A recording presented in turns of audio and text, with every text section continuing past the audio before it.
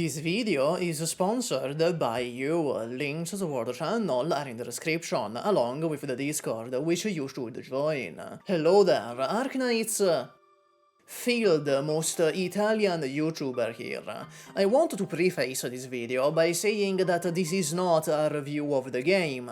I believe that to properly review a live service game, you need to experience the live service, meaning a proper full review of the game from me won't come until version 2.0 at least.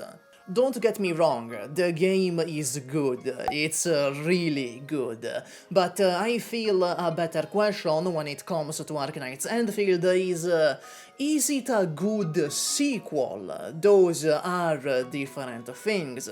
And when it comes to that question, the first obstacle Endfield has to overcome is its genre. Immediately, from the get-go, this could be considered a flaw. I can't count how many times I have seen criticism of Endfield masquerading as intelligent game design analysis, but that once put under scrutiny is revealed to just be a contempt for the genre. If you don't get it, let me put it this way. It's 2011, and From Software releases Dark Souls. It's a success, a niche hit, different from everything on the market at the time, propelled to incredible heights by a very loyal fanbase. Then, in 2014, From Software goes to make Dark Souls 2, and in an attempt to capture a wider audience, Dark Souls 2 is an NBA clone. Given, once you go and play it, turns out the game is an amazing NBA title on its own merits. In a vacuum, this could be a really good basketball game, but you can see how that's kind of an issue compared to the previous title, right? This sentiment when it comes to Endfield I perfectly understand. It is a valid way to feel. What it is not is a valid criticism of the game. It is criticizing the game for what it is not rather than what it is.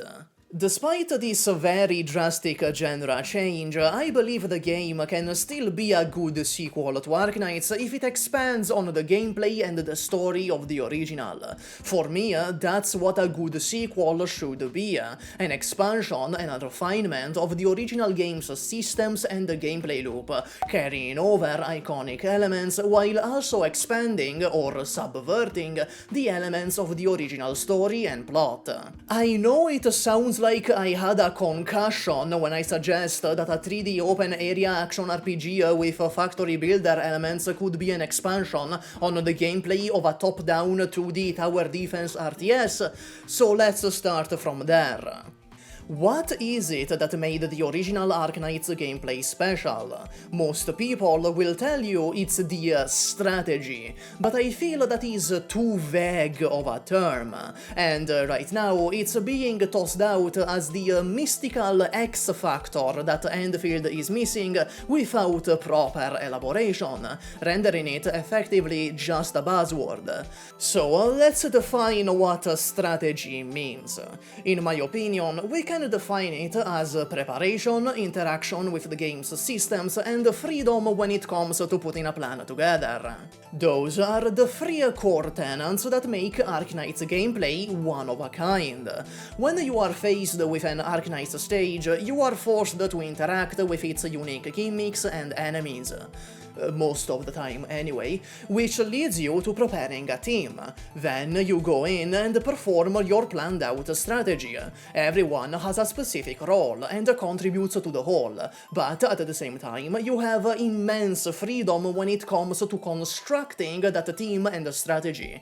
Arknights is a sandbox game, and I will never stop saying it. Now, let's look at Endfield. Despite what you may have been told, Endfield plays very differently from the other 3D gacha rotation slop action games.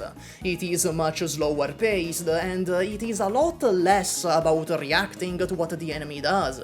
In other action games, you are demanded mechanical skill to pull off combos, chain attack strings together, react to what the enemy is doing, or sometimes play one-handed. Endfield obviously has this as well, but to a much lesser extent. Characters only have the one basic combo outside of skills. There is no air combat. The dodge window is outrageously generous, and reacting to the enemies boils down to interrupting or dodging when they glow a bright-ass red. What Endfield is about is everything before and surrounding the combat. Endfield puts a lot of emphasis on the preparation phase of the combat, so to speak. You will spend a lot of time in this screen just brainstorming what links into what, and how to get the most damage out of which rotation, and which gear, and which weapons. This is where essentially all your damage is. It's in the combos and skills and ultimates and amps and buffs and debuffs, all being chained one after the other. Your basic attacks are equal to slapping the enemy with wet napkins, so you need to figure out a synergistic team early. Thankfully, there is a lot of variation to play around with. Each team has tons of variants, and each character can be put in many teams. You are free to mix and match however you want, as long as there is some semblance of a plan and brain activity going on. In other words, Endfield is less about the moment-to-moment combat and mechanical skill, and much more about preparing a team, planning a combo and rotation, and then performing it to give the enemy no chance to fight back in the first place. And this should start to sound familiar. When playing Endfield, I am finding myself having to use more of the skills I learned in Arknights than the skills I learned in other action games. On the surface, they look worlds apart, and they literally are, but in execution, the same design principles carried over. When it comes to interacting with stage mechanics, however, that is where Endfield fails. Right now, there is hardly any instance of having to interact with enemy or stage mechanics and adapt to them. Umbral Monument seems to be bringing that back in some form. It's not out yet in the launch build, but I did try it in beta too. And indeed, each stage had unique gimmicks you had to play around and adapt to. For example, Stage 1 had repeatedly spawning immobile ranged enemies that gained attack over time, meaning you had to find both a way to repeatedly burst down enemies for the entire length of the stage, and keep your team alive without a reliable team-wide healer, as your NPC companions can't dodge like you do, and thus are easy pickings for the ranged enemies. Another part the Endfield combat falls short in, ironically, is because of its focus on preparation. You only kind of prepare once. As I said, there is no stage that forces you to switch up your team comp. So once you're done planning, all you're left with is the combat, which over time can start to become samey and stale. Due to the game's focus on combos and skills, you really feel the downtime in combat much more than the competitors. Again, I have hope that events like Umbral Monument will address this, Beta 2 showed promise already. So, when it comes to the gameplay, I am willing to give Endfield 1.0 a tentative checkmark. I cannot say the same about the story. The idea of subverting the original game entirely is cool on paper. I have a soft spot for sequels that go in the completely opposite direction compared to the original with its themes. The first game is about the dangers of Originium and trying to get it under control and showing how much of a plague it is. The second game is all about planting Originium on a new planet and showing that, hey, maybe it can be pretty poggers sometimes. I also really like the approach of making Endfield Industries, and especially Perlica, extremely shady. Several times Endministrator questions Perlica about is it really a good idea to introduce oripathy on Talos 2 for the sake of better factory production? What about the people who are outside the civilization band and thus can't really get access to the medicine? Every time Perlica tells you to just not worry about it, kitten. And fucking hell, putting a factory inside the villages can't possibly have no pollution issues, can it? Especially noise pollution. However, I am not sure that the Endfield Story is aware that Endfield Industries is kinda shady.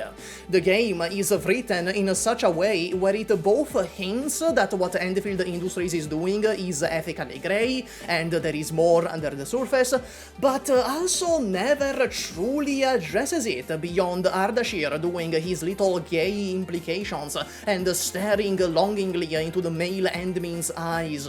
The setting feels too utopian. The factories are perfect problem solvers with no pollution and no harm to the nearby environment.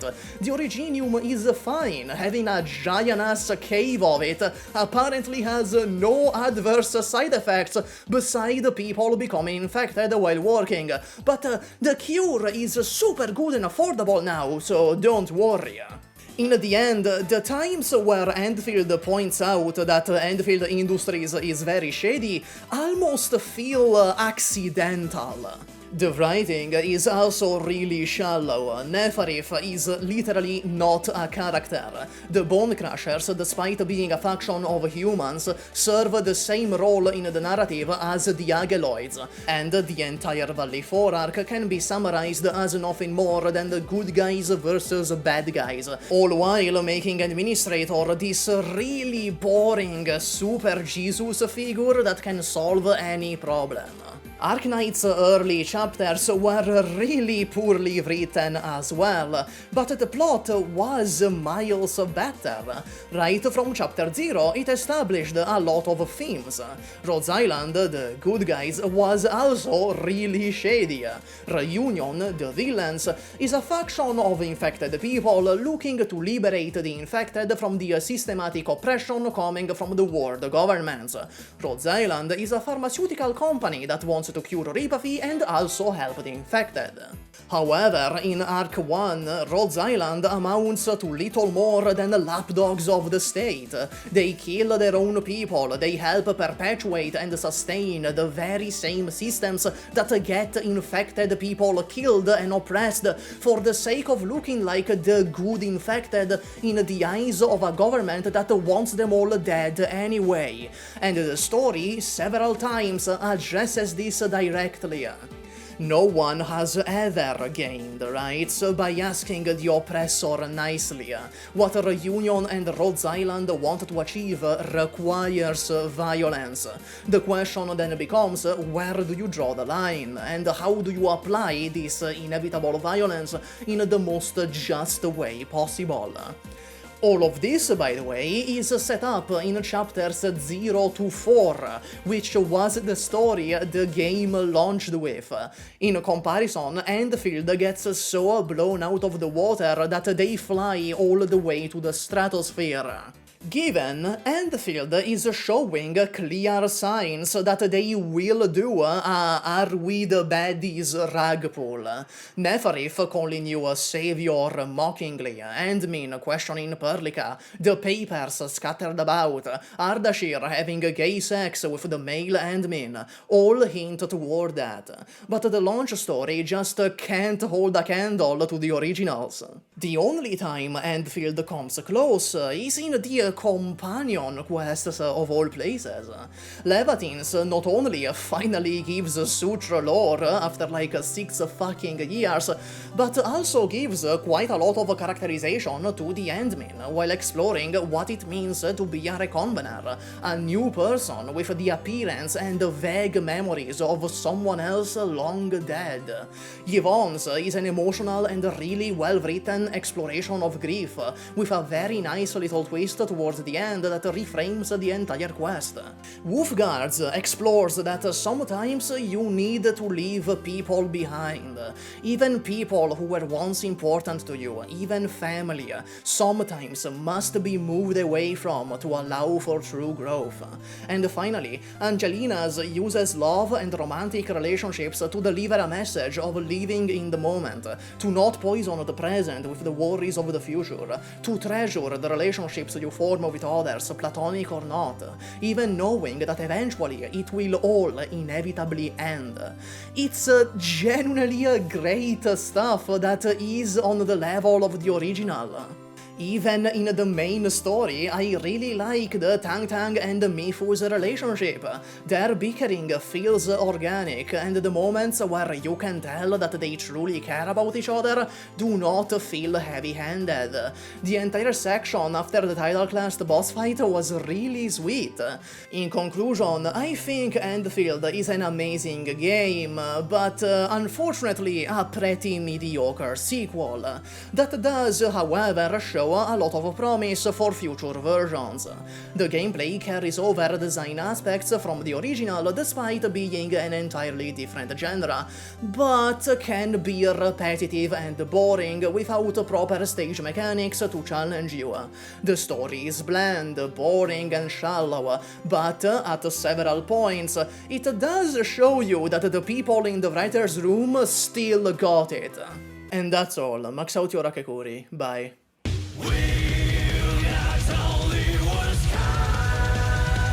Hi, this is the outro. This means that the video is over. You should probably go watch another video, of course, still from the SUPAH channel.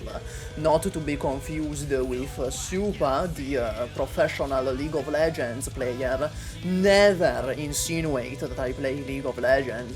Anyway, special thank you to all the channel members, in particular, Ascended Azen, Bard 2D2X, Diamond Dog 23, Nemotic, Camiel of Wishadel, Yominest Pasmort, Zoramar's Link, there you go, The Long Chef, Jinjings and Tuna, Vinco Ching, Ilio, Living Shad, Crayon Box, Efram, The Lord of All Magic, URL Killer, Divius, Kino, Bomb Ninja, Apollo T, QX102, Mr. Laird, Remal Raptor, 1K, Never Far Off, Zephyrinix, Nupo, Kevin McQuire, DDK Skykill, I Antonio 3, Sebby Stum, San Kenshi, Chromala Shan, 5 QTZK, Porado Chipu, Genius Gay Shipper, Selfer 7, Maxio Says, Come On Here and Larmendra, Prancing Peppers, Rayunu Kunyu, Yvonne, King of Harems, and that guy with 2 names. Well, I guess I'm gonna go work on the other Mujika video now.